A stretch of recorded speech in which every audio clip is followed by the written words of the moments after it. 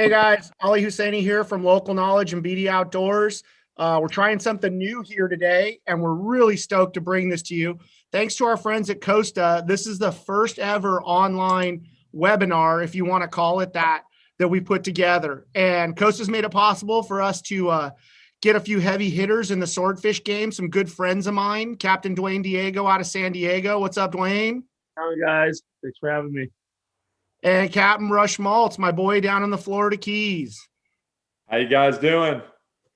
So the goal of this today is to kind of talk East Coast versus West Coast. We're just going to kind of freestyle it, guys. There's really no set agenda. We've got a bunch of topics here that we're going to talk about. You can comment and insert questions, and we'll do our best to answer, a few of the select ones. Obviously, we don't have time for everything.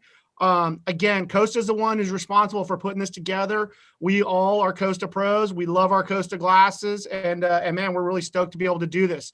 Also, for the guys that registered and are watching this, we're going to give away a couple of pairs of Costas at the end of the presentation. So hang out for a minute. I think we'll do this for about an hour, give or take. And then as soon as we wrap up, we'll go ahead and pull a couple of winners for you guys. So, Duane, why don't you give a little bit of background on, who you are and where you fish, maybe for some of the East Coast guys? How's it going, man? I'm Duane Diego Malore. I have a 4-pack charter operation out of San Diego called Pinnacle Sportfishing. We do basically anything that swims or occupies our local waters, from tuna, yellowtail, rock cod, all the way up to now swordfish. Swordfish is something that we're all pretty new to out here on the West Coast. We're just kind of adapting techniques and styles that we've learned from commercial guys and actually you guys as well on the East Coast, and kind of now putting the pieces together. We've been really stoked to have some pretty good success and pretty consistent success when we're fishing. And we're just pretty stoked to be able to kind of share what we've learned and what we've observed, and keep it going and keep learning from here. I think it's a pretty ceilingless fishery as far as knowledge goes right now for us. So there's a lot to learn, and I think there's a lot of fish here for us all to catch. So I think that's a pretty accurate representation. I know, you and I are always shooting notes by text messages back and forth. And I think the one thing that everybody who's been doing a good bit of it on our coast who really knows what they're doing will tell you is we don't know what we're doing. We're still trying to figure this out. It's new. We need more guys doing it. We need more guys info to really dial it in. But man, you put together a couple of really solid seasons while we figure this out. And I kind of feel like we're going to get it dialed in here in the coming years. Yeah, I mean, I feel it's so close to our fingertips, at least understanding it a little more, where we're going to transpire the bites in the fish now. It hasn't been too hard, especially during the prime part of the season, to get on fish, but it's the consistency of bites and then the consistency of turning those bites into fish. Yeah, I agree with you, man. It's just more dialing in. I think a lot of right now, you and I have talked about this. We're doing a lot of drifting and praying. We're either on a productive piece of water, we feel, or we're in a productive structure spot. But I'm really looking forward myself to getting a new CV and having a 3 kW big transducer. Man, I want to find those fish. I want to drop baits on their head, a lot like the booby trap guys do on the other coast, and I think we'll get there. Yeah, no, absolutely. Little by little, piece by piece, as long as we're all, fishing hard and paying attention, that's what, that's how it all comes about. So. For sure. Okay, Rutchy, man, I've learned a lot from you over the years, for sure. Even before we started fishing here. I mean, I think when you and I are having beers after a long day, we're either talking about tuna or swordfish or grouper. And I know you were as fired up as I was to do that first Pilikia trip where, we didn't get to stick any, but man, I think we learned a lot from those buoy guys. And that was really, that was 6 years ago now. We were on the front end of that stuff in terms of knowledge, and I feel like we learned from those buoy guys, and you and I went to that same zone the next day and had a couple 3 bites, just didn't get a hook in one. Tell us a little bit about what you do and how long you've been doing it. And I know you've been at this a hell of a lot longer than any of us have and caught a lot more. Hey guys, I'm Rush Maltz. I'm a local guide out of Key West, Florida. I'm also the co-host with Ali of Local Knowledge. And yeah, we've been fishing. Our sword fishery started, the daytime sword fishery. Started about 2004, 2005-ish. For us, there's a couple guys, the Stanzics were doing it kind of under the radar there for a little while. They're really the pioneers of it down here in the Keys. You got to give your credit where credit's due. But I actually caught my first daytime swordfish in 2006. And just like you guys are doing out there, man, it was so much trial and error. I got stories after stories of failures, of just all kinds of stuff before, we slowly started getting a grasp on it. It was a different time. For one, you really didn't have all that info you have on the internet, or, it was pretty much trial and error. And word of mouth. Going out there and doing it is the best way to learn, actual being hands-on, seeing what's working, seeing what's not working. And from that, we actually refined the way we were catching them and the way we were fishing for them. And that's what got us to where we are today. Yeah. And I think you guys, South Florida especially, have kind of, you guys have sort of defined the fishery and the techniques, and I think early on, I was trying to catch one here 12 years ago, and I was mimicking what I learned fishing with Nick, before you and I had even hooked up, and we got a few bites. But now, knowing what we know, we were fishing too deep. We were focusing on hitting the bottom and coming up 100 feet. And, as it turns out, that's not the best way to get a bite here, because our fisheries are different. We both have a lot of swordfish. I think we have fewer fish. You've got more. Ours are bigger. Yours are a little smaller, but the techniques are definitely the same. It's just with some, now that we've at least got, headed in the right direction, I feel like there's a lot of tweaking that needs to be done on our end still, where you guys have really, you know how to get bites. When the weather lets you get out, you're getting 2, 3, 4 bites a day. That's pretty awesome. Yeah, it's a great fishery too. I think, like I told you, my last 12, 13 trips, I've caught fish on 12 of them out of 13. Sometimes we've caught 3 fish in a day. Not all giants, I've caught 3 fish in a day that not one of them broke 100 pounds.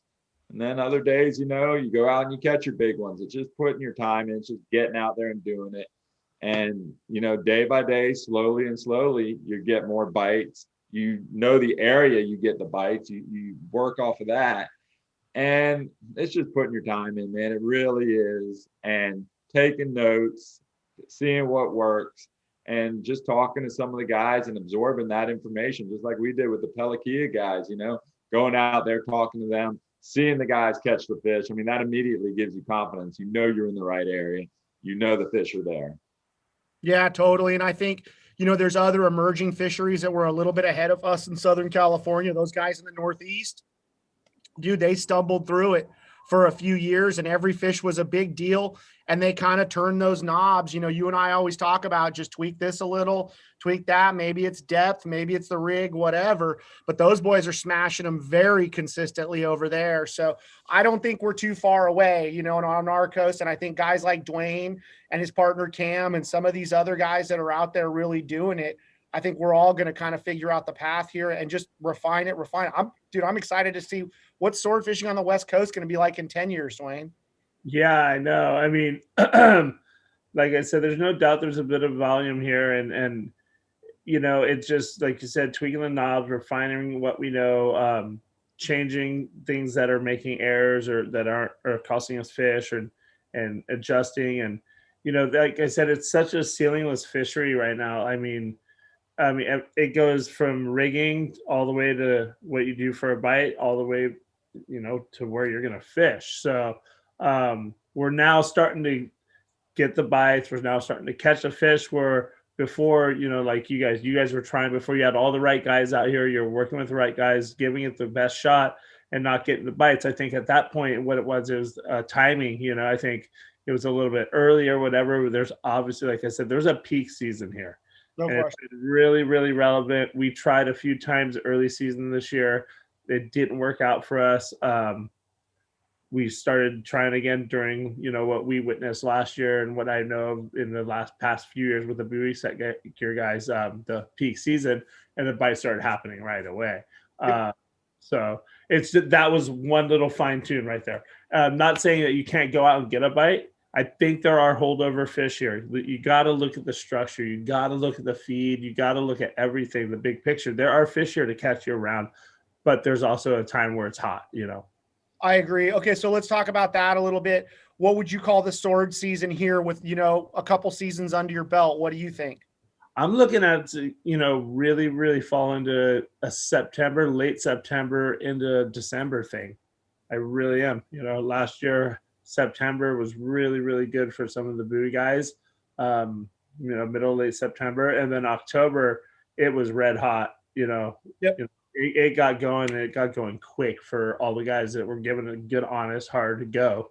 And it carried all the way into December. I think we had our last fish like a week before Christmas, you know, and it was a knocker. And I think this year it started a little bit later. Maybe it'll run a little later. I mean, dude, we've got 2 years worth of data basically, you know, when we were really started getting them. But I think, you know, this year the hot month would have been, what would you say, like mid-November, something like that, where last year it was late September, early October. Yeah, exactly. I think like a week before Thanksgiving or 10 days before Thanksgiving. On that mood. Dude, it was so good. It was like, wow, okay, you know, and that was just in one general zone. We were just like, holy crap, everybody's getting bites. It felt like every day you had a shot, you know. Totally. I mean, it shows you how important the timing is in our fishery, because you can go out and do the exact same thing in August and maybe not get a bite in 5 trips. September, you might get a couple. October, you're going to get a bite a trip, if not more, you know? Yeah. Like I said, you go out having confidence that like you have a shot. Yep. You know, like, oh shit, okay, we're going to give a sword fishing a try. Let's do a big long drift. Or, you know, you're like, dude, there's signal, there's fish here, there's action to be had, you know, like, and a lot of it played into roles with what we've observed over time, or not time, the last 2 seasons with this whole thing. So, yeah. Rutchy, what's your season like? Well, as you well know, you know, weather plays a big part in our ability to get out there. I feel confident that any month of the year, if you get a weather window, you can go out there and catch a swordfish. You put your time in, you can go out there and catch one. I used to always think, same as you guys, that the fall was really good. And it is. It seems like there is a lot of fish in that fall season. But any month of the year, if you can get out there, you get the weather window and you can get out there and fish to the grounds, you got a chance at catching a fish for sure. I wouldn't narrow it down to any one, you know, season. I wouldn't call it a season by any means.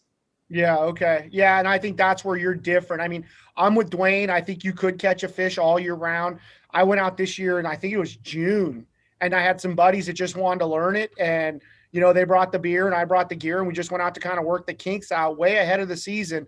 And guess what happened? We got piled on. I mean, probably the most monster bite I've ever had. Unfortunately, we pulled the hook, but I mean, it was a mega bite. So I think here we got a 12-month fishery, but really, I don't know that I could justify burning the fuel, you know, from, I don't know, January until August or something like that.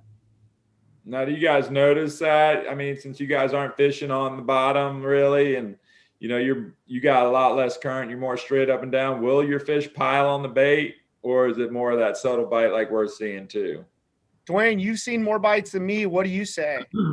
I'm going to tell you, I've had 2 fish absolutely pile on it where there was, you know.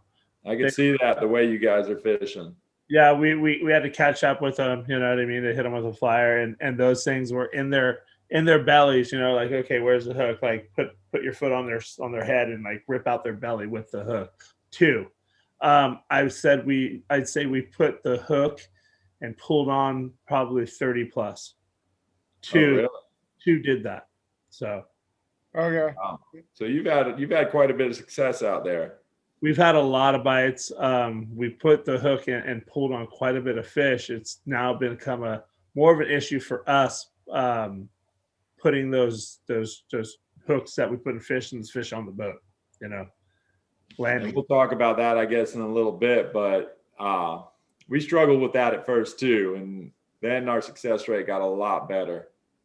Yeah. Well, I got some bullet points here, guys. Let's work down them because we're going to cover all of this and we'll do it a little bit more organized.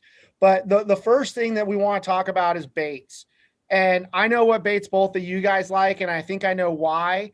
But Duane, what bait do you like and why? I really like to use the LX squids, big squids that we find here at our local foreign markets, also through wholesale seafood distributors. There we go. There's one of them right there. I like them because they're big. I like them because I see them in our deck lights all the time at our local banks and areas where we see our swordfish and fish our swordfish. And I like it because they're tough and because the first two I ever put out got bit. So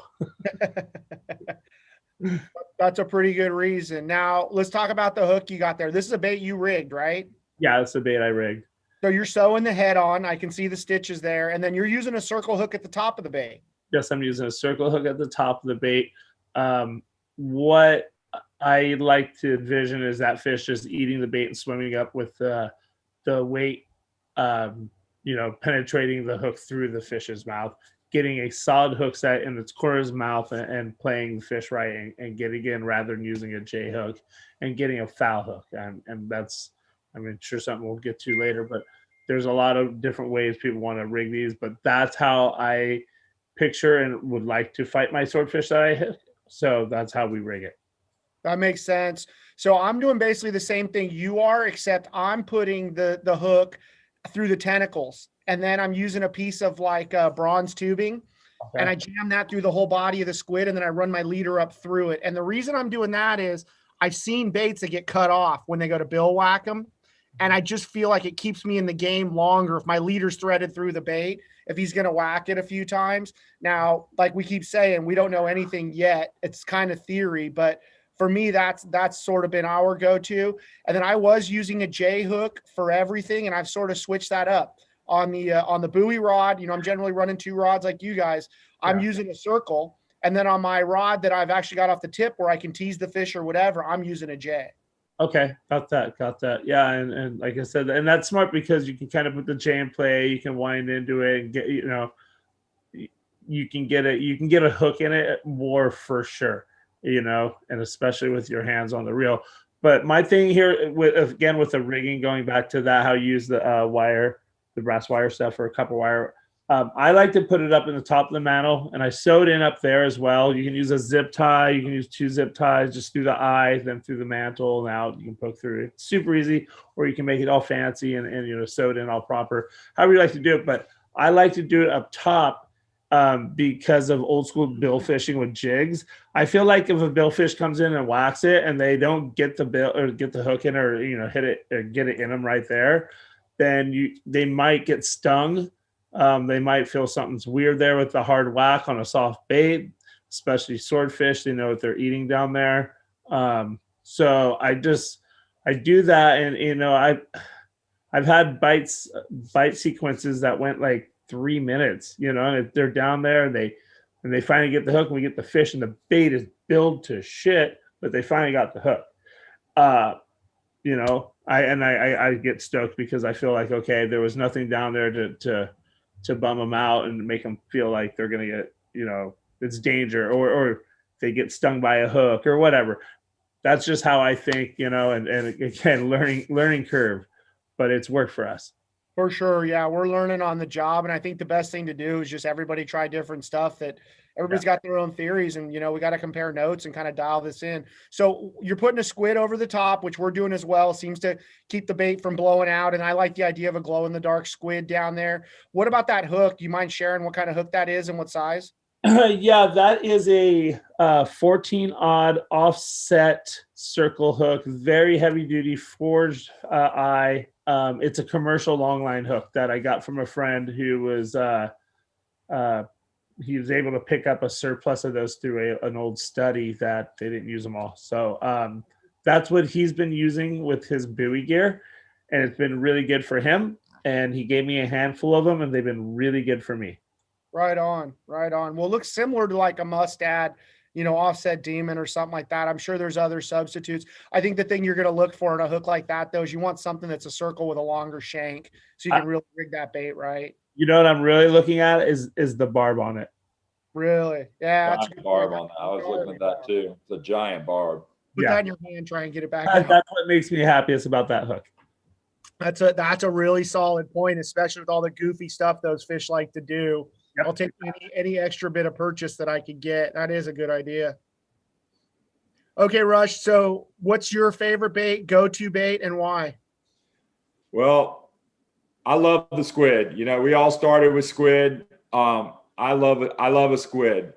The problem for me with squid is we have so many other squid down here. They attack it, you know, and not only that, with us, the squid, I feel, and I rig it very similar to Duane. You know, when I'm rigging my squid, my hook's coming out at the top. I'm using a little bigger hook, the 9761 J hook, stainless, but I'm rigging it exactly like Duane's rigging it there. That's how I've always done it, and I've had good luck. Other than the fact that other squid attack the squid, you know, you're down there fishing, you'll make a long drift, you won't get bit, you'll bring your bait up and it'll be just torn to shreds with little bite marks all over it. So I don't like that fact. And also I've had fish whack it a couple times and that bait just get destroyed. So that led me to go to belly baits. Since I've gone to belly baits, my hookup ratios have been a lot better. You know, tough as nails. The fish could beat it up and beat it up and beat it up. You know, I love dolphin bellies. I love bonita bellies. I love latch baits. Any of those. I mean, I feel like they're not going to wash out for one. And the fish, you're going to get multiple shots at fish. Another bait that I've had a lot of success on is eels. And basically, you're just rigging them the same way, putting the skirt over top of them, and it's the same concept. They swim really good because they're really limber, and you know the fish could beat it up and beat it up and beat it up till it finally gets so pissed off it can't take it anymore and commits. Yeah, I use some of those eel baits that you brought me from Florida, and I'll tell you, they get bit out here. I got a couple 3 bites on them. It makes no sense. Like you and I have talked about on the boat, the thing looks like a freaking leather belt. I mean, it is the toughest, gnarliest bait you could ever want, but I don't know what the hell's going to want to eat it. And it's a freshwater eel. It's an unagi like you get at the sushi bar, dude. It makes no sense, but I think that supports the theory that I think both of you guys will agree with. I think the closest fish in a fishery, when you talk about these fish, they're catfish, man. We call them long-nosed purple catfish. They're very clumsy eaters. They're not super selective in what they eat. As long as it's there and it's got some wiggle to it, it seems like they'll eat just about anything you put down there. Yeah, man. And they really are like catfish. And like I was saying about the eel, they're so tough. I caught three fish last time I was out on one bait, one eel. That's sick. And I probably could have dropped it a 4th time, but I just felt guilty about it. Have you tried any of that other stuff, Duane, like the strip baits or the eels or anything? We tried big mackerel one time, and they just swam our leader and knot. So, oh yeah, I can see that. I really wanted to put them down. It was during peak season when it was kind of biting, and I've heard that a couple guys had success on them or whatever doing the buoy stuff. So we put them down, but that's the only thing we tried. Other than that, it's just been squid. Cool. The other thing I like about the belly bait is look how clean that thing is. There's nothing to really foul. Like I feel like if they get that in their mouth, your chances of getting a hookup are probably, markedly better than having a squid with all that basically squid meat flopping around. It's just a clean little presentation. I mean, the guy who's really the guru of all this daytime sword fishing is Nick Stanzik, and he uses the strip bait all day, every day, and catches more than anybody. So I would tell guys in our waters, don't be afraid to try it. There's plenty of videos showing you how to rig it. And dude, during tuna season, they're free. That's hard to beat. Yeah, no, absolutely. All you got to do is just cut and save in the freezer on those things. Yeah, I mean, the profile is insane, and I'm sure they swim super, super, super bitchin' too. It's just, with us, it's just kind of, oh God, a new bait. We just started doing this, a new fishery. I think that's kind of been most guys' hold up on this. I want to definitely try it. It just, we had a good series of bites off squid, so it's so hard to change up when you're bit. But, we've been definitely thinking about going more one-on-one, especially next year once, it gets going again. Yeah, and I think the thing that's going to change everything for us is if those giant squid come back, it's gonna make this a lot harder for us because they like to hang out in the same area these swordfish like to hang out, obviously. And man, I don't think you can put any bait down there, and it's not going to just get shredded if they do come back. But hopefully, they stay away for as long as possible. Yeah, that's like saying sea lion or wind. You don't want to say giant squid, I think, right now. Yeah. What are you guys seeing in those fish when you're cleaning them? What's in their bellies? A lot of squid, or is there fish as well? I've had a couple of fish where there was a decent amount of squid, but for the most part, we're seeing hake, rockfish, small rockfish. Huh? I had one fish literally on the scale dump out like 6-7 pounds of very small, just like suspending rockfish. They will eat anything. Just a lot of it, like it had no business eating a squid. One thing that blew my mind this year, I don't remember who it was, but somebody caught a fish at Catalina and they freaking were full of mullet. I mean, like 30, 40 regulation size mullet fell out of that fish. And I mean, we all know mullet don't live offshore. That fish was up in the kelp on the beach eating mullet. That just blows my mind.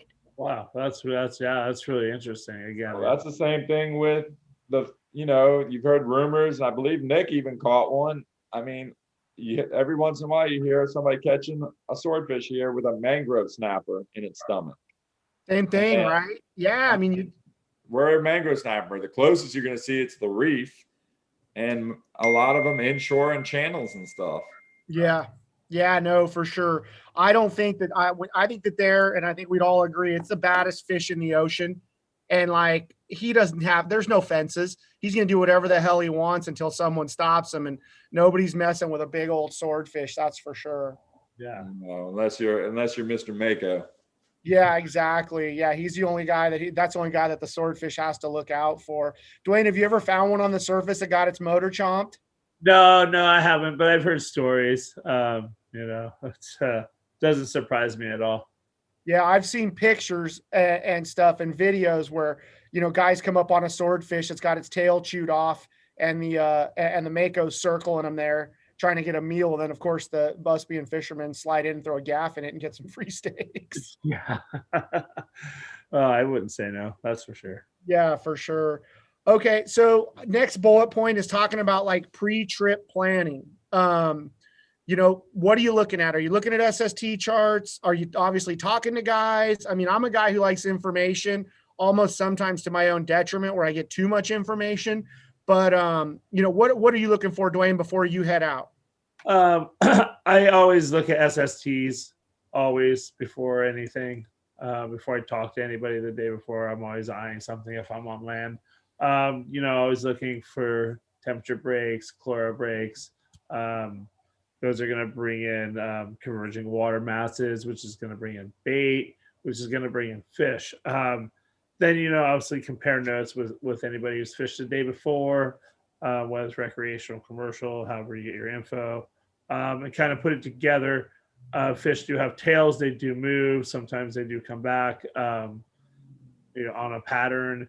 But I kind of like to split it in half and kind of do my own thing and get out there with what I've gathered as far as scientific and word of mouth info and just put together with my own eyes on my meter. Yeah, I think that's about the same as what I'm doing. Watching the water, obviously structure is very important, but good water is equally important. And, I'm always just looking for any bit of info, whether it's a chunk of water, a chunk of structure, and of course the holy grail when you can get the two to line up. Yeah, exactly. I mean, these fish definitely eat in a preferred depth of water, it seems like. The hot bites and the best fishing I've seen have been, whether it's in 150 fathoms out to, 300, 350 fathoms. Sometimes on contour lines, sometimes it's on thumbs, sometimes it's in notches, humps. Taking, like we're going back and saying, the guys on the East Coast, they go to their fish. We kind of go and wait for them to come to us a lot of the time, knowing science and recent info. But I think there is a relation, and we're trying to put together. But some of these days, I feel like they are associating with, curvature, fathom curvatures, and structure. So Cool. And Rutch, what are you looking for, man, before you leave the dock? Like, how do you make your game plan? I'm definitely looking at the moon phase. Once again, weather. I'm looking at the SST chart, and I'm trying to get a grasp on current, tide. What's the tide doing? How much water's moving out there? Which for me, it's tough. You know what I mean? You can look at it, but until you really get out there and see it with your own eyes, you can get a feel for it, but you really got to see it, get out there and see what your drift's going to be doing and all that. Because unlike you guys, we're trying to hit specific spots, So to make that happen, if you got too much north in your drift or too much south, and sometimes it could just make it tough. But so basically I'm just getting out there and feeling it out. Once I get out there, I'm going fishing basically. And I know you've got a lot of areas, Rush, that you're kind of going to an area, right? Like you've got your zone that you like to fish out of your yard there. And I remember, like, we get in the area and do a lot of what we do here. You're in the zone. Now let's start looking, right? Mm-hmm. You're looking for that bait. You're trying to drift over a rock. I remember when we caught that big one, we found a couple of spots of bait that were on a piece of structure, two bonuses right there. And man, we readjusted, we went to drop, and we never hit the bottom. The fish inhaled it on the way to him. I'm basically, once I get out there, I'm metering the bait. I'm basically bottom fishing. Okay. I'm where, like, you guys are fishing mid-water 1,000 feet. I'm on the bottom, and I'm taking those same stills that I do in 50, 75, 200 feet, and I'm putting it down at 1,800 feet. I'm setting up. So I'm going to go right over, let's just say, a rock pile or a ledge or something. And I'll try and mark that bait around there, and they're going to be feeding. And what I found is they're normally sitting on the back side of that structure. So I'll set up my drift, and as I'm coming off that back side of that structure, I'm really anticipating that's when I'm going to get bit. I'm coming off it, and they're going to come ambush it. Now, that's not to say that they're not following that bait for a little while, looking at it, staring at it, and then I just do, whether I move it a certain way or I do something, it pisses them off, and then they jump on it. You'll never know unless you had a camera or a sub down there. Yeah, that sounds about right from what I've seen, fishing with you out there. I mean, it's nice that you taking a lot of the mystery out of it, we've beat up our local spots, and a lot of times we don't get a bite. And I think last year we were very spot dependent out here. I think Duane would say the same thing. We kind of went to the same spot a lot, because we had success. We had friends that had success, and then kind of got stuck to it. And I think this year a lot of guys really branched out, and guys were fishing water. And I think some of that's learning from our commercial friends. And I think some of it's just, you didn't see what you wanted on your home spot, so it's time to go hunting. Isn't that what you think? What do you think there, Duane? Yeah, no, totally. And, people are starting to fish it more. So it's crowds and, more hooks in the water. People just feel confident going looking now. It's just kind of, we're adapting to it. And it's just like we were tuna fishing. You got to go looking sometimes. You got to get away from the fleet, get away from the crowd, because that's not the only fish around. I think now the thing is with us, as far as like finding a location to go and fish, is when are we going to start to know it's the time to look for them on structure, and when's it the time to get off of structure? When's it the time to go fish the temperature break, the chloro breaks, the rips, the converging water masses? Is there a different time of the year, or is it different signal that's going to tell us that's where I'm now getting stuck as far as like where to go on certain days, because sometimes it'll be on the structure. The same break that runs across structure will run out into the escarpment or canyon. We'll have a hit on the structure for a while, for a couple of weeks or moon phase, and then the stuff's gone, and then the break will come back in there, but the guys on the buoy gear are getting them out in the deep water. So, when do we fish what?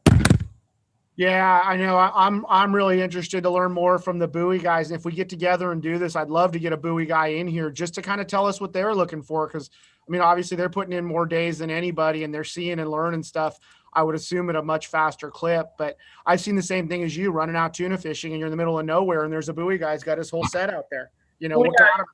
yeah. I mean, obviously we're looking for certain things, and there's feed layers, bait, all the signal that we need to see there, rips, converging water. But I've gone through areas where it's there on the bank or off the back of the bank or along a certain fathom curve, and then out into the deep water. The hits are coming in the deep water. So it's like, again, is it moon? That's what my wit tells me, is like, okay, this has got to be like moon dependent, Yeah. But who knows? So, and food, moon and food. Yeah. Yeah, we definitely know there's a connection to the moon out here. I don't know if we fully understand it, but I think a solid piece of advice for anybody getting started: fish around the moon. I mean, we definitely, the bites go up on a new moon or a full moon, in front of it and even behind it. I think that there's something in there that sets them off. Are you seeing that same thing, Rush, on your end? Yeah, I mean, I would have to say my favorite time is the week leading up to the full and the week after the full. You know what I mean? It could be on the full too, but I just like it coming up to it and then leaving it behind, and that's when I've had a lot of success. With that being said too, I've gone out there in the middle of the moon phase and freaking caught fish. So just when you think you got it figured out, you second guess yourself. Yeah, Roger. Okay, let's keep this moving. We can talk about this stuff forever, but I want to hit on some of these points because we're limited on time. So gear, let's talk about gear, Duane. Rod, reel, what do you like? Right now I am using Daiwa Seaborg 1200 MP on a Daiwa prototype bent butt rod. It's kind of fast action, but with a softer tip. So it's not like the full soft, like old school, like East Coast action where it's soft all the way through. It's got backbone, but it also has that zen where it can, even on a boat without Seakeeper, kind of keep up with the bounce and give a good presentation of bait. Also using a Rain Shadow 70 XXH that I think we cut, what was it, 4.5 off the butt of it, and then threw a Winthrop on it. We use that on our buoy setup, and again, it's a great rod. It's got a bit of tip, but it's got plenty of backbone to kind of stop them when you need to, with the minimal drag you're allowed to put to them, yeah, that's about it for us. We're using 80-pound braid. Again, I feel like that's going to cut through the water good on current or drifty days when you're moving at a faster clip. How about you, Rush? What are you using, dude?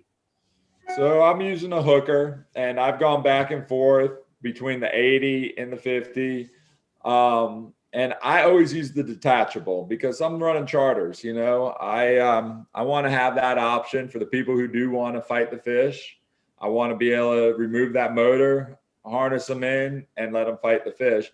But we also want to be able to bring if we don't get bit, we want to be able to, time is money out there, and we want to be able to bring our bait up quick, get it up, and get it back down, reset our drift.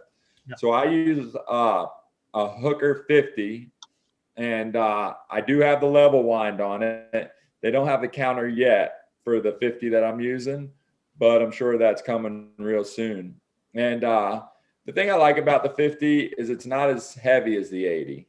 So the pros and cons to that is you're more mobile when you're just moving it around the boat. Also, when the customer's fighting the fish, it's not as heavy for him. Even though he is in a harness, it's still not that big of a reel. The con is with an 80, if you do get broke off, let's say you snag bottom or something happens, you could drop again without respooling, and you can't do that with a 50. But now I'm just carrying 2 and 3 rod setups with me. If something happens, I just switch it out. We got our buoy rod out there too. So we got plenty of tackle now, and we learned that the hard way as well. My rod's basically the same as you're using. I had Eddie from Biscayne Rod years ago build me custom rods. Same thing. I like that light tip, that soft tip, so you could see the bite, but I want enough backbone that, when we do hook a big fish, a nice fish, we're going to be able to put some heat to them. The only difference is one of my rods is actually set up what you guys would use more for your tunas. It's set up for stand-up fishing. So it's a little shorter. And some people like a little longer rod to be able to see that bite a little better. But the way Eddie built these rods for me years and years ago was, the tip is light enough where I can see it. Okay. I'm also using braids, Seaguar braid. Obviously, it cuts the water, and Seaguar fluorocarbon, 300 pound I've gone to, and the extra stiff stuff, which also helps you rig your baits and poke through the baits. And Rutch, are you using 80 still, or did you go down to 65 because you guys are fishing so much deeper? Both. I'm using 80 and 65. Like I said, I got 3 different setups out there. If the current's running really hard, I will drop down to that 65, but on any day I could pretty much get away with 80, but I'm partial to 65 as well. I feel like, it cuts the water a little better. I can get away with a little less weight. Down here, we're using quite a bit of weight. On average, I'm using 12 pounds. And if that tide's really running out there, we're in that stream, I'm using 15 pounds. So that's a lot of weight. That's a big stick on there. Yeah, Roger. Okay. And then Duane, what are you doing for leader? Are you kind of doing the standard, 300 pound or 250 or something on a wind on? And how long are you doing? So yeah. I've gone down on my wind-ons now ever since you and I caught that fish. That was actually the first fish I ever caught on a lighter wind-on. And most of my wind-ons are 150 and 150 pound test. And I'll go down as light as 130. Now that's a 150 foot long wind-on. And then my actual leader is only about 6 or 7 feet. It's short because once I get that swivel up to the tip, I want to be able to be in range to sink either the gaff or the harpoon in them. And Duane, what are you using for a leader? We're doing like 35 foot total. I think basically we do a 25 foot wind on of 200 pound. And then we do a 10 foot leader or 10 or 15 foot leader of 300 at the most, 200 at the least, there from the swivel to the bait. Super short. Yeah. We're not doing any managing weights or anything. It's one stationary weight, one light, one hook, one bait type thing. So. Okay, yeah, let's talk about that. So that's always something I've heard 10 different opinions on. I'm using a little bit longer leader. I like a 60 foot. Because when I go to take the weight off, I want that fish a little bit away from the boat. The 30 foot, man, that fish is right there. It's a little sketch trying to get the weight off. I'd like to have a little bit more insurance. I've got a buddy here locally who's caught, I think he's had 5 this season, and he's gone to a 100 foot leader for the same reason, just trying to get that fish a little further away. So Rush, I've kind of stolen your lighting setup here, and it seems to be working. What are you using for lights, and where are you placing them?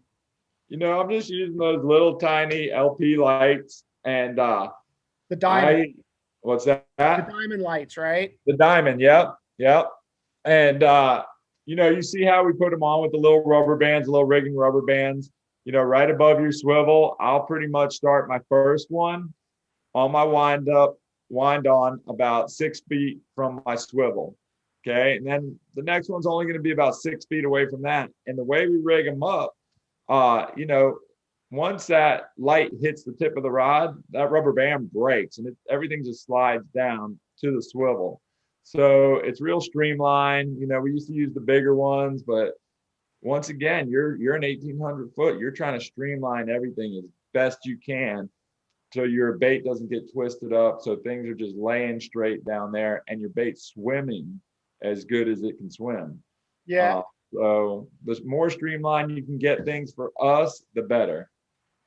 And we're fishing so much shallower here. Our baits are at basically 800 to 1,100 feet, sometimes even shallower if we're seeing the scattering layer. Duane, what are you using for lights and how are you placing them? I'm using the bigger lights, the LPs, and there's another overseas one that's really good. Varying color. I like to use green. I like to use blue. But I also like to use white. I like to use white early on and later in the day. So if I'm going to do a reset later in the day, it's like, I got an hour light left. I'll throw on the white and it's worked really good for us.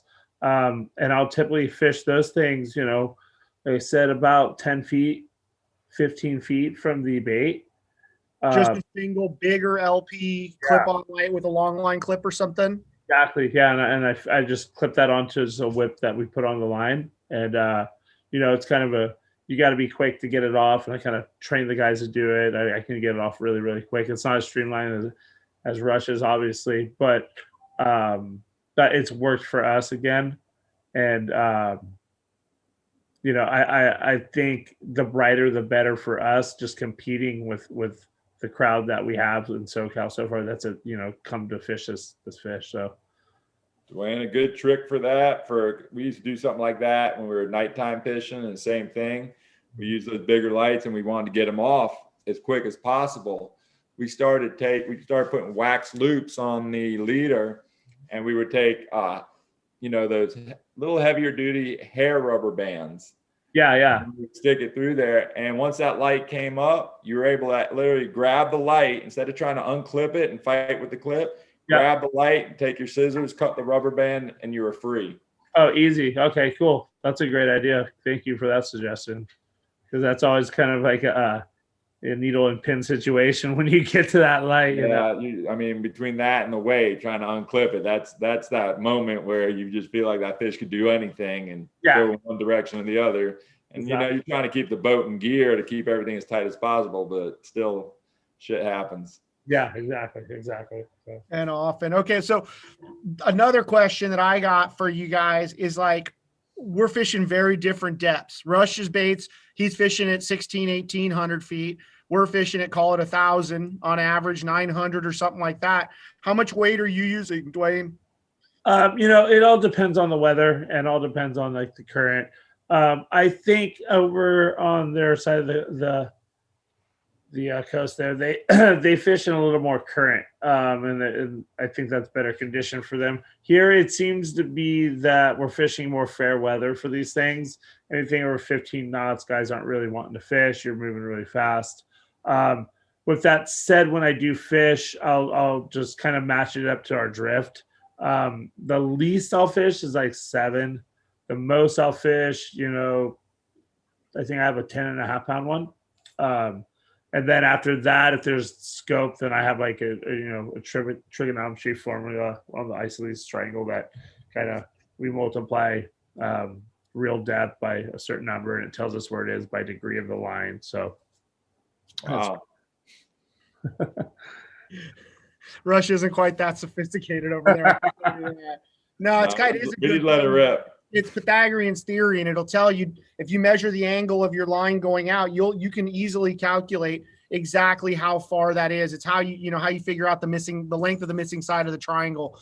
I don't have it with me right in front of me, but it's basically the two together divided, I think, by 2 and then times pi, or I don't know, whatever. Very difficult, but yeah, I know what you're talking about. What about on your side, Rush? So you're fishing Gulf Stream primarily, right? Or on the edge of it. So you're hauling ass. You're doing what, 2.5, 3 knots?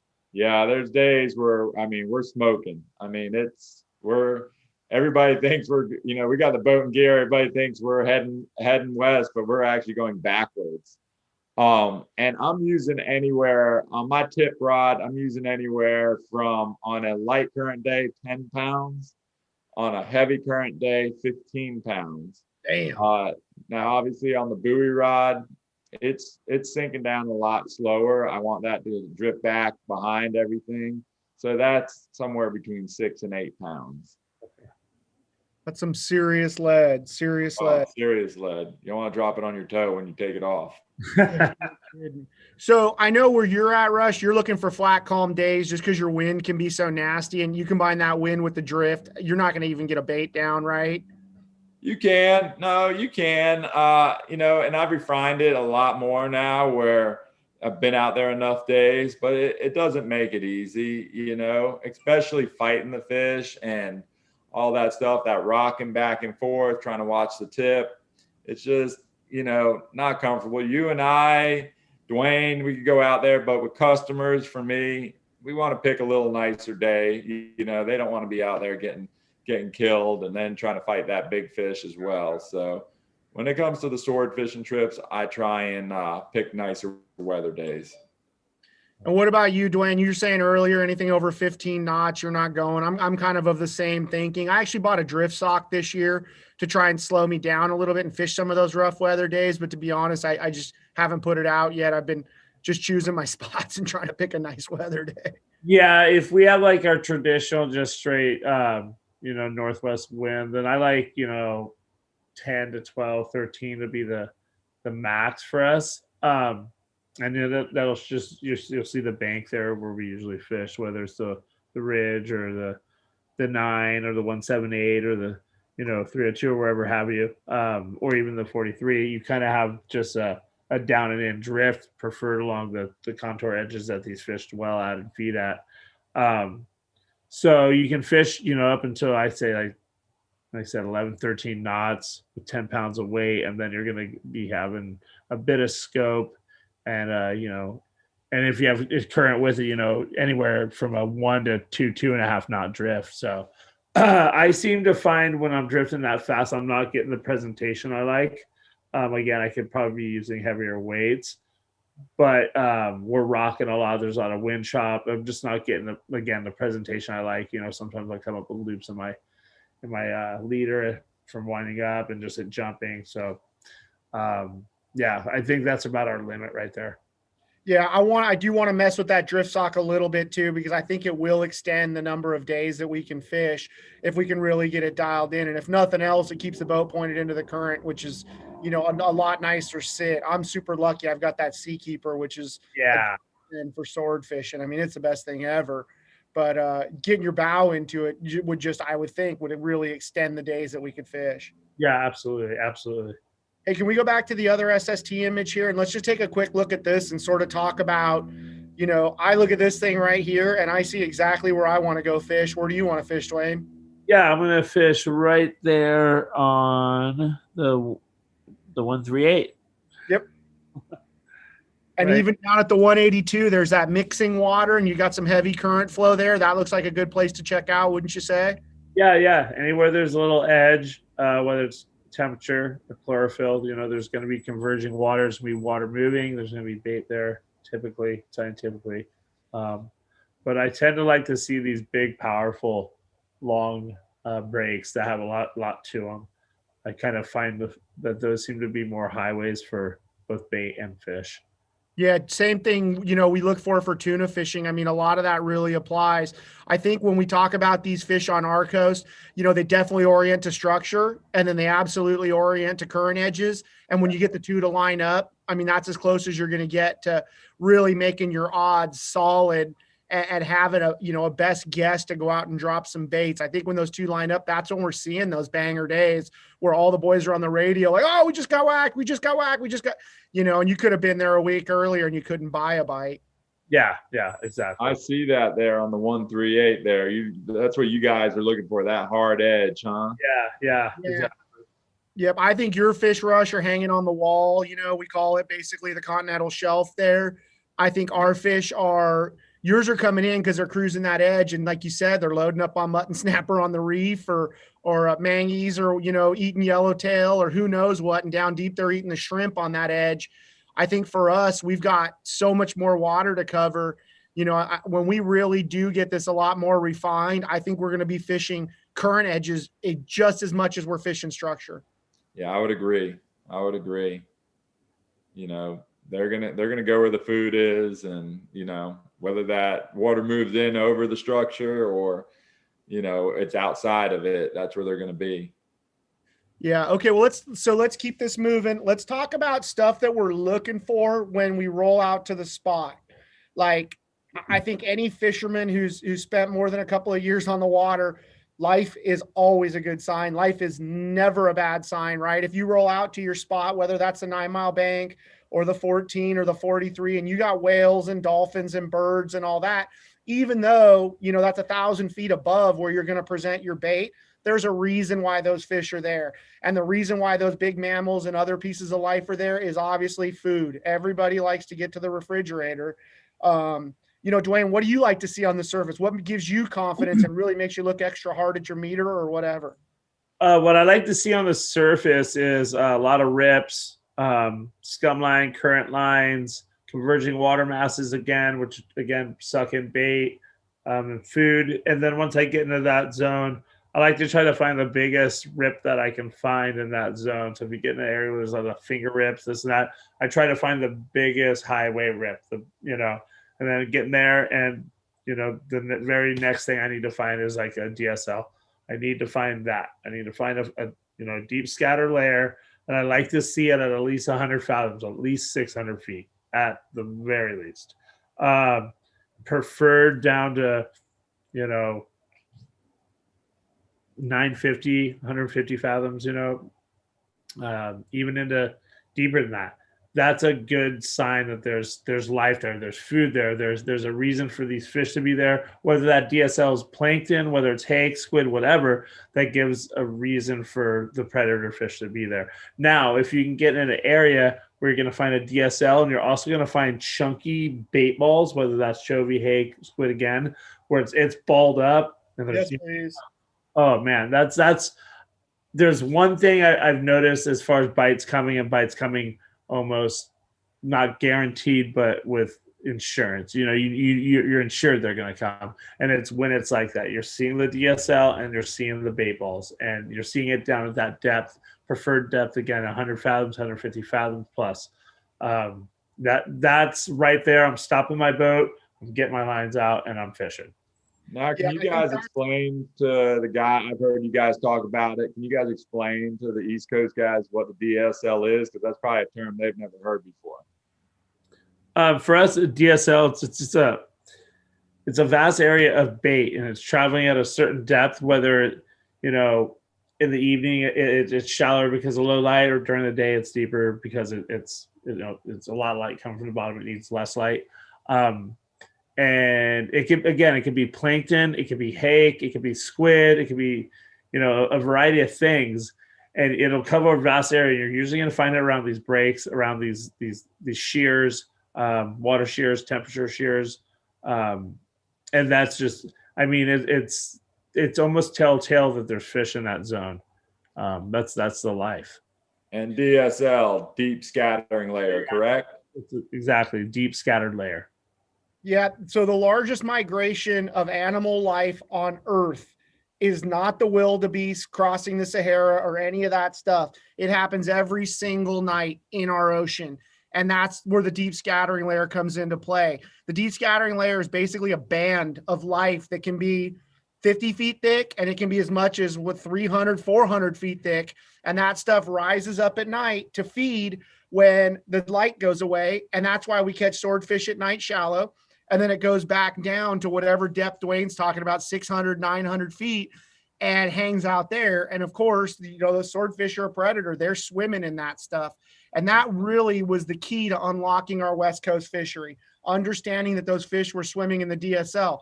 Now, this image right here gives a perfect illustration of what I was doing wrong for 5 years. And Rush, you did it with me. We went down to the bottom, we shook the weight, and we came up 100 feet. And we would work our way up, every 10 minutes, we bring the bait up 100 feet, to maybe 300 or 400 off the bottom. Well, crap, if you were in 2,000 feet of water, we weren't even in the bite zone. We got bites, but I feel like understanding the relationship of the DSL to the fish is what changed everything. And that happened thanks to the Pier Institute and guys like Scott Albers and Chugi Sepulveda that went around on harpoon boats, and instead of harpooning swordfish, they put sat tags in them. And those sat tags told us where those fish were hanging out during the day. And I feel like that's what opened Pandora's box for us.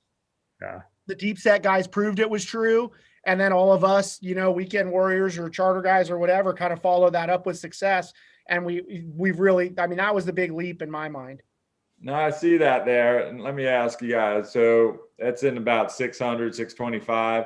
Are you guys fishing right in the deep scattering layer? Are the DSL, are you fishing above it? Are you fishing below it? Where would you put your baits? I'm having my luck right there. I'm having my luck within it and down 100, 150, 200 feet. Sometimes even 250. But if I'm seeing that DSL, right there in that picture at, say 600 feet and my bait's down at 900, I'm going to bring my bait up into that DSL if I don't get a bite pretty quick, then I'm just going to kind of work it back and forth, down and up, give it time to settle, swim it back up, time to settle again. We've had success doing that. I've wound right into them doing it, actually. So it does play a huge role. Makes sense. Totally makes sense. Yeah, I think that's our key, and that's what you need to be looking for. Now, one thing I have noticed is the DSL looks very, very different depending on your configuration of your transducer, whether or not you're running an external sounder module, and how much power you're pushing. So like Duane, this is a shot on your boat. That DSL is really focused and really painting. What's your configuration right there? Like, what are you using for a transducer, and what are you using to push the transducer?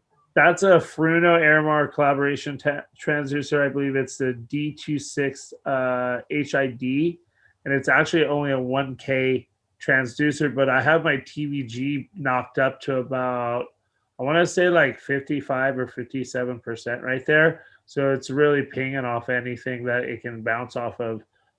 So it's giving me a good clear picture on the the DSL layer and any bait I may come across. And so TVG is time variable gain. And what that means is it's how much does the sounder actually take into consideration how far down the mark is. So typically you're going to want to set your TVG somewhere in the middle range. Like on a Simrad, it goes 1 to 3. I have the best results at 2. I paint it much better at a 2. And then also I will back off on the ping speed. At most of the units will ping at maximum speed. I find if I ping a little bit slower, like I think on my Simrad it goes 0 to 20. I like to put it like a 15. And that slower ping speed, I feel like, gives it more time to actually read what's going on. And by putting your TVG up a little bit, you're giving it more gain down deeper. And I think that's basically what you're doing here to get that really good image. Exactly. What about you, Rucci? What are you looking for? Are you messing with the electronics a lot? Or are you more spot focused and just looking for bait?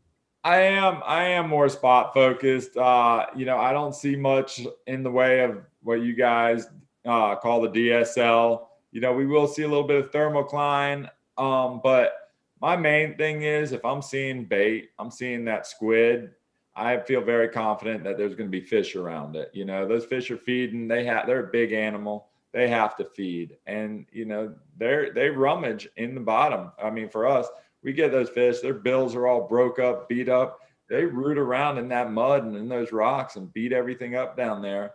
And so if I could find the food, I'm pretty confident the fish are going to be around it.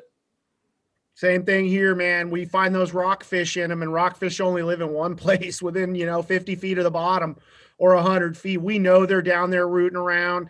And yeah, I mean, I remember the big one that you and I got. Remember how hammered that bill was on that old girl and sawed off sideways? And I mean, that thing had definitely spent some time digging around in the rocks. Yeah, they make their living down there, So. For sure.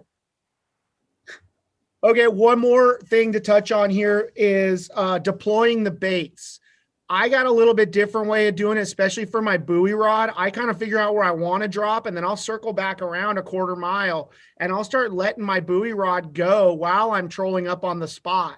I'll actually deploy the leader, put the weight on, and then I let it go with the weight clicker on, and I dump it. And as long as I'm moving forward, I've yet to have a tangle.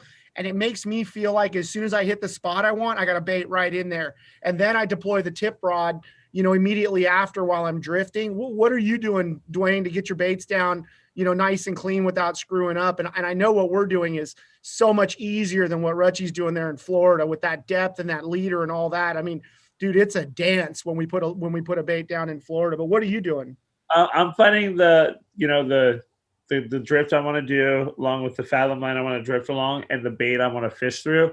And I'm getting, I find it and then I get set up above it and I swing back through and I drop right on it with my buoy tip rod, my buoy rod, and let that one go to whatever depth that I want to fix fish at. So sometimes if I'm seeing that DSL at just say 850, then I'm going to fix fish at like 900 feet.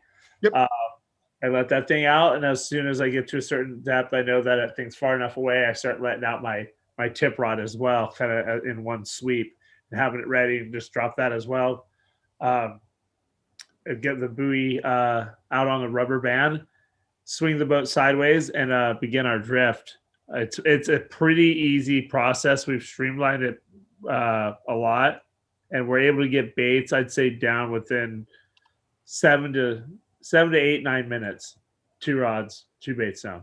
So. Okay, yeah. And so I don't know. I like getting that buoy rod stretched out and getting it down fast, but that totally works. And I'm thinking that thing's coming like a pendulum. Once I stop underneath the boat, put my float on. And you touched on something that I don't know if a lot of guys are doing here, but I have 3 floss loops on my buoy rod, and so I've got one at 800, one at 900, and one at 1,000.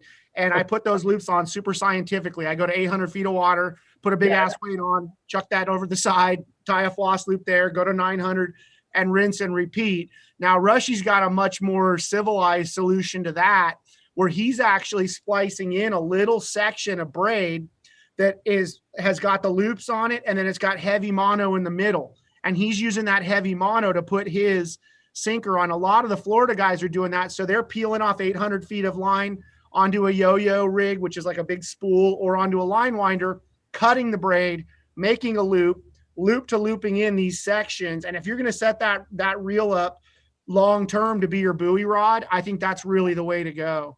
Wow, okay. I'd have to see that like in person, but that makes total sense. And, for us, we've just been using rubber bands. And I'll just use 2, I want to say it's the number 7s, or if I remember correctly, the big, thick bread ones. And we just double them up, twist them, and then 6 up, 6 down, cup them together, and then clip it on and send it.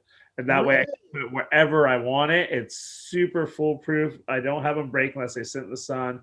We use new ones every time. They're fine. You can pop them off and just pinch them on the buoy, and they pop off with it. You don't lose them in the water. And again, it just gives me the freedom of putting it wherever I want without any extra loops or anything in my line. Man, that's cool. I didn't think that would support it. Now, are you using your reel counter to establish how deep you are? Yeah, absolutely. I'm using the reel counter, so it just tells me where I'm at, where I want to be. Then, like I said, just stop it for 1 second. I can have that thing spun up and on and out in like 30 seconds less. That's cool. That's cool.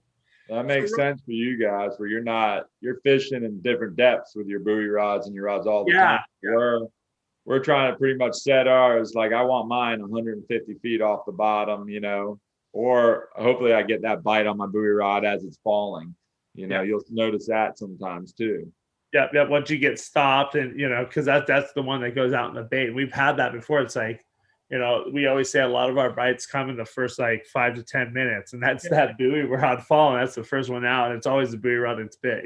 Well, think about that. Think about that for a minute. Think about that big predator, and what's that bait doing when it's falling? It's swimming fast, like it's trying to get away, right? It's moving.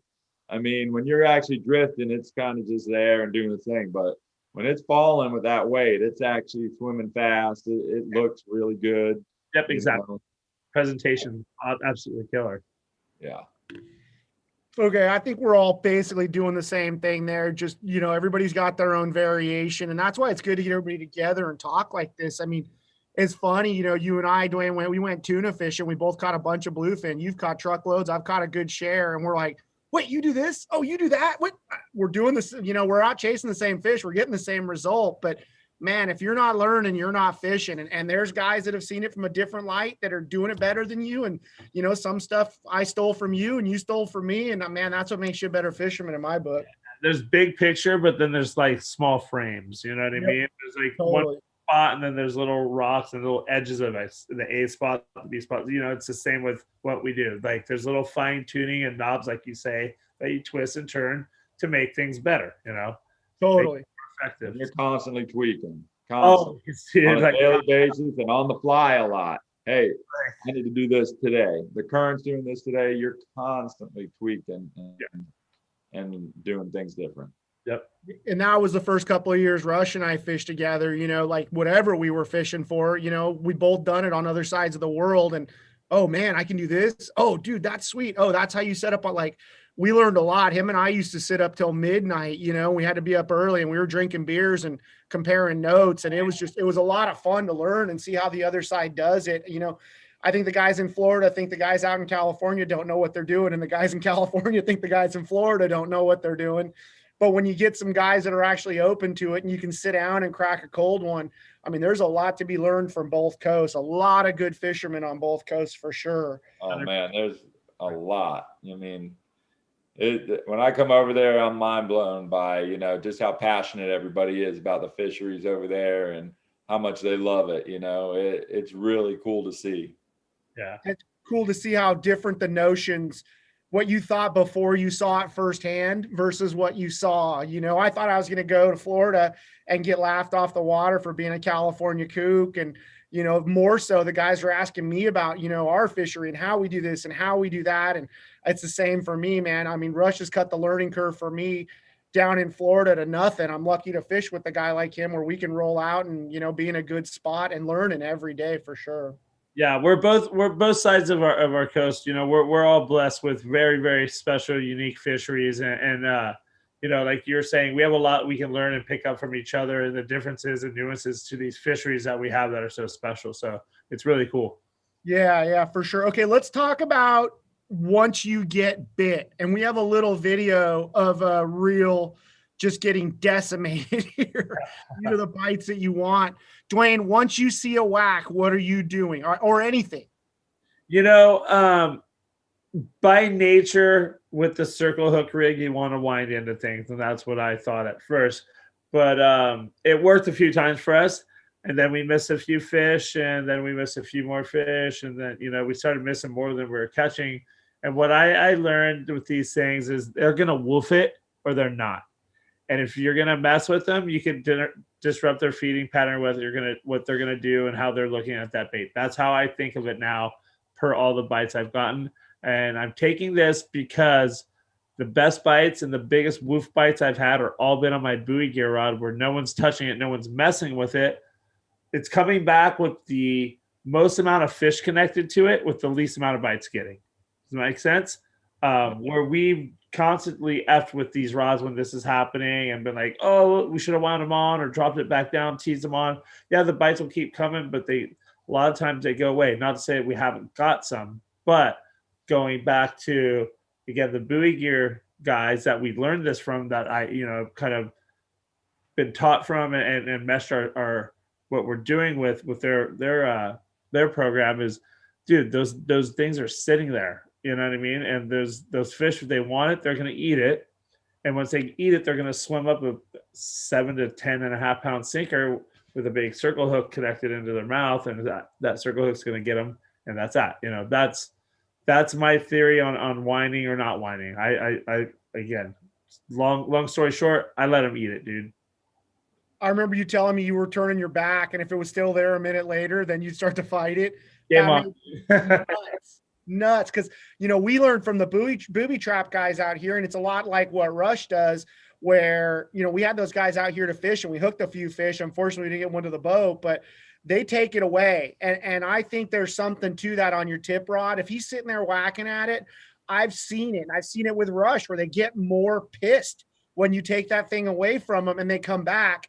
And our theory's been sort of take it away. And then if they're still there, drop it slow, so it looks like they've killed the squid and now the squid's falling down, and we find they eat it a lot more. But I mean, your theory totally holds weight. Those buoy gears, that buoy gear, nobody's fishing it, and they're catching more swordfish than any of us. Yeah, you can see by just this video again, the rod tip movement. I mean, there's a great deal of movement right there alone. You know what I mean? Like, how much more do you want to move it? And I've wound it and then dropped it back down and gotten woofed too. I have, but my best bites have come from not touching it. Whether it was on the tip rod or the buoy rod. I've had one of each of when we're digging the bait out of their stomach.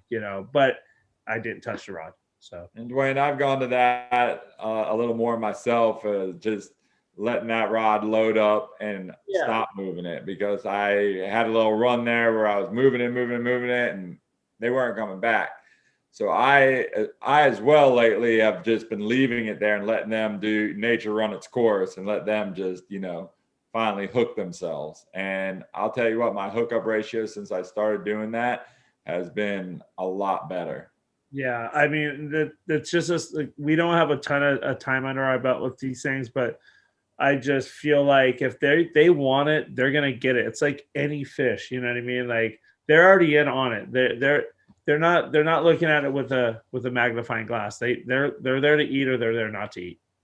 And the other theory to that too is like you guys do have, most of your fish are pretty big fish, where we could have a 70 pounder down there messing with a 50 pounder down there, and he'll start to mess with it. And I think those are the ones when you're reeling it away from them and stuff, they'll get pissed and chase around. But those bigger fish, I feel like if they're going to come eat it, they're going to eat it. Yeah, they're gonna wolf it, and that's like this fish on this instance. This thing woofed it, man. He messed with it for a minute, but then he floated that rod tip like nobody's business. And that's the best indicator right there. Yeah, you see that buoy flop over, that rod tip goes limp, you're in business. There is a fish with your bait in its mouth. Now it's up to you to screw it up. Yeah, exactly. All right, let's keep moving along here because we got a little bit of time left. We're going to go about 15 more minutes. Let's talk about drag settings. Duane, how are you setting your drag and what do you like it at? I like my drag at 10 pounds. I don't use a scale. I just use my hand, but it's you know what I mean, 2 wraps, and if you can pull it, it doesn't hurt. You're probably pretty good, depending if you have tough hands or not. I don't like heavy drag on these things for several reasons. Number one being they have very, very soft mouths, and we have tried to put the heat to them, and they rip very easy.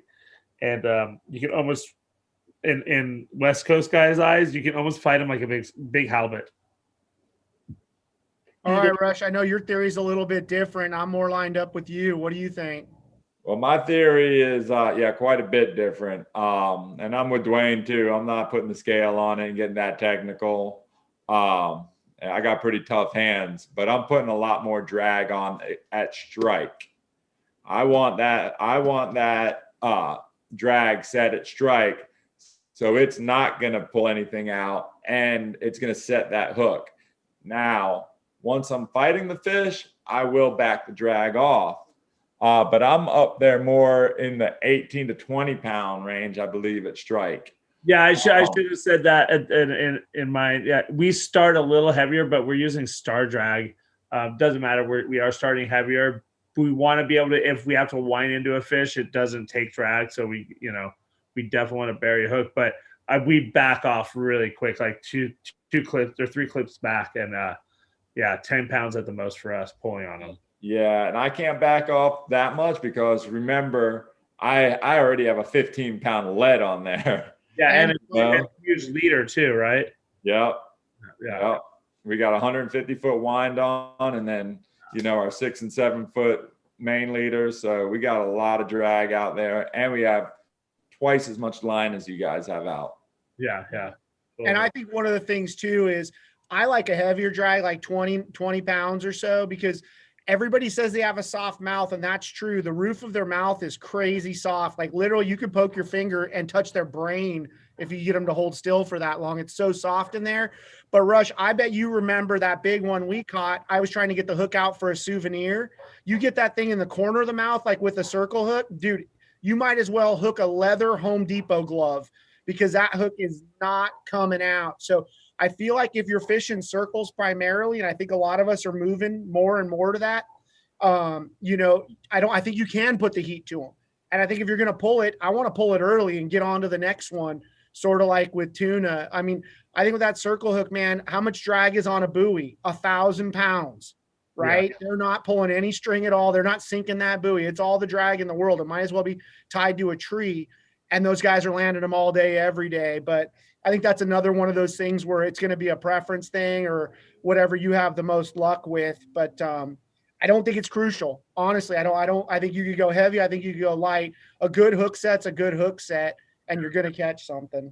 Yeah, if you got them in the corner, the 2 best places I found to hook them is either in the corner or the engine room.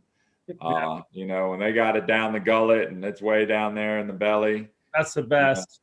And they seem to struggle with that. You know, that hurts them. You know, that's a devastating wound down there, and you know, it helps you in the long run. 100%. For sure. Just like we get those bluefin and you see him eat that treble hook down deep. Sorry, buddy. It's just not going to end that well for you. It's a pretty short fight. Okay, let's talk about how to fight them. I mean, Rush, you got charter clients. Duane, I know you've been doing a little bit of charters, you know, for the swords, but really more so fishing with the boys and trying to dial it in. What do you like, Duane? Once you hook a fish, how are you fighting it? Are you rod holding it? Are you stand up? What are you doing? I'm in the rod holder with electric reel because, again, like very few of our fish are actually really pulling against the rod and reel. They're swimming up with the weight, so I'd rather just use the electric and save everybody's energy for the end game there, which has got, you know, it gets pretty crazy. It's gotten pretty hectic at times. So we'll fight it electric in the bet butt. If it goes way out, we'll put the bet butt straight up, but you know, usually just bet butt mode till we get the gear off. Once we get the gear off, we've already got the guy in a belt. The gear's at, you know, again, it starts coming off at 30 feet. So at 30 feet, things start to change once you take that weight off and you transfer the pressure from the weight, which is pulling down, to the rod tip, which is pulling up. That's when stuff kind of gets weird. So we'll get the guy in the belt and kind of go from there. 9 times out of 10, unless you've got somebody that's just adamant on the electric deal, we're unplugged already, and we are using the handle on our Daiwa Seaborg and pulling on it that way. I do a lot of boat control. I prefer to keep the boat in gear with those fish, especially at that point at leader. They tend to like to go under the boat and under the motors. Almost every one of them does at a standstill. So keeping the boat in gear, just in gear, they'll stay right next to the boat. They almost go into a trance, and you know, usually hit them with a flyer, a couple casts, and it's in game. Rush, what are you doing? I mean, with your charter guys, are you putting them in a harness? You let them fight it from the holder? What are you doing? You know, it's funny with a lot of the charter guys. At first, you know, they're all about, you know, oh, I want to fight this fish. You know, after about 5 minutes of them just pulling on a little bit, they're like, oh, can I get a break? So I find myself sometimes going back and forth. I've started lately to really just start explaining it to him. Like, look, let's just like Duane was saying, look, let's get the fish up. Let's get the weight off.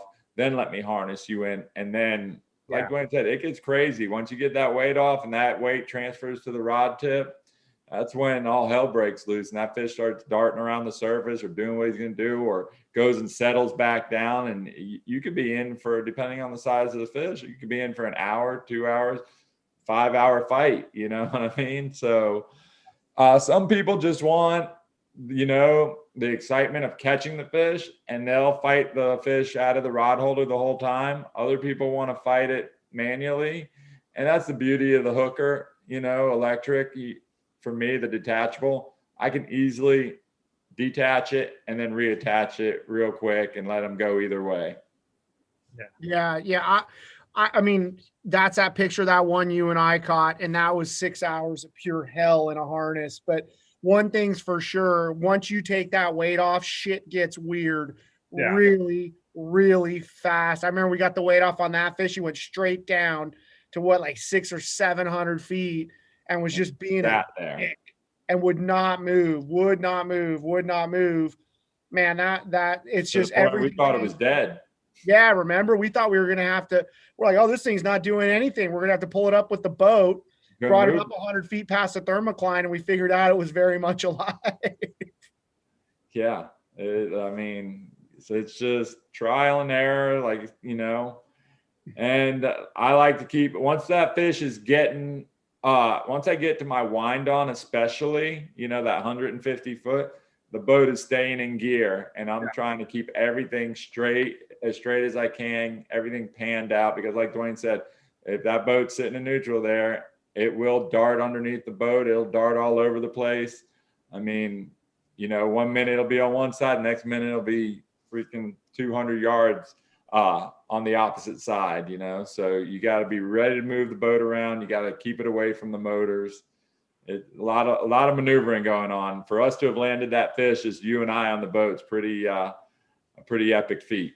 That was a Christmas miracle, and it wasn't Christmas. That was just unbelievable. So I think the takeaway there is, once you get the weight off, get the boating gear like you would a big marlin or a big tuna, and keep leading that fish with the boat, or keep them broadside. And I think, like Duane said, something about them moving again and getting that water over their gills chills them out. They aren't fighting you and getting weird and dodgy and trying to break you off on the bottom of the boat and all that stuff.